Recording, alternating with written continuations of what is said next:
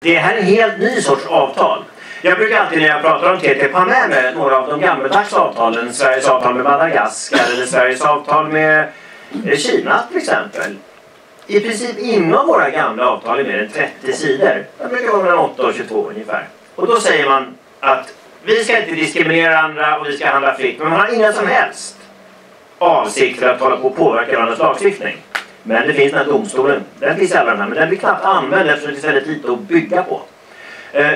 De nya avtalen, CETA-avtalet i den version, jag har inte läst den allra sista nu som är det här nya kapitlet, men innan dess så var det 1634 sidor. Och flera hundra av dem är hur många ton räkor man ska ha tullfritt och hur många oskalade och skalade, kokta och okokta och allt det där va. Men de första 400-500 sidorna, det är detaljerat beskrivet hur företag ska påverka vår lagstiftning, vilka rättigheter man har som investerare i de här olika länderna, hur licensavgifter får ges, hur man ska ha möjlighet att ifrågasätta lagstiftning som man tycker påverkar handel och rutiner för det. Och det är enormt omfattande, så det här handlar inte om frihandel, det här handlar om extremt reglerad handel. 2000 sidor regler.